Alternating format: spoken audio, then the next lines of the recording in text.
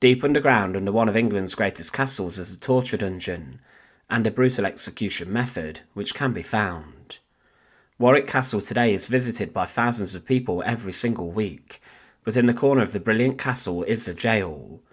Within the jail, when you walk down the steps, you are taken into a large dungeon where people were locked up during the medieval period.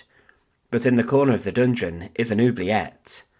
This tiny and harrowing cell was so feared that during the 100 Years' War, prisoners across the continent in Europe heard about its reputation, and they were terrified that capture would send them to the Warwick oubliette. Welcome to the fortress. For brand new history videos every 2 days, click subscribe. Warwick Castle itself is a medieval castle which developed from a Motte and Bailey wooden castle into a huge stone fortress, and it is almost like a palace in places.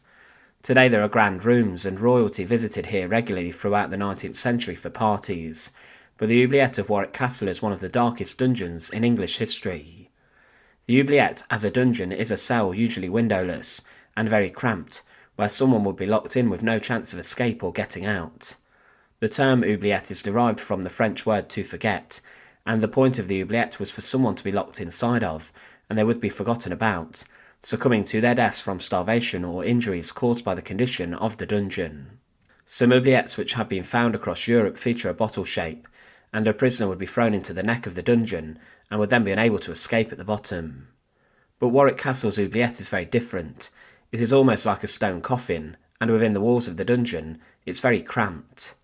It's found under Caesar's Tower, which would have been used for imprisoning high-status prisoners during battles, and a king was even locked up inside of Warwick at one point. But in the dungeon below, the poorer prisoners and those who were considered expendable were subjected to a brutal and terrible ordeal. The oubliette of Warwick is found inside the stone dungeon underneath, and around the walls of this dungeon are pieces of medieval graffiti, and this could have been made by some of the prisoners captured during the 100 Years' War, French soldiers brought over to be held under lock and key. It's possible that torture was administered in here too, and there is other graffiti scribbled and carved into the walls by soldiers of the Royalist Army captured during the English Civil War that saw King Charles I lose his head in the time after the conflict.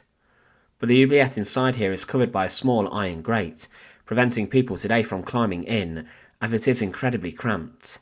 It is hardly big enough for someone to stand up inside of, and the prisoner would be locked within the oubliette, which was secured by other doors and hatches, plunging them into almost complete darkness. Someone locked in there would have to lie down, and there was no escape, and there was also very little light. One purpose of the oubliette was to drive a prisoner mad, and they would experience an agonising and terrible death, knowing that they would soon succumb to their ordeal in the cold cell, and they were given no food or water.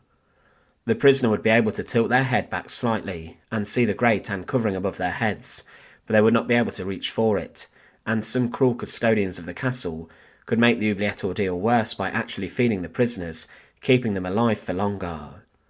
The oubliette of Warwick Castle was a death sentence for many people who were locked up inside of it. It was a purpose-built cell inside of a dungeon of a castle which was incredibly feared. Thanks for watching.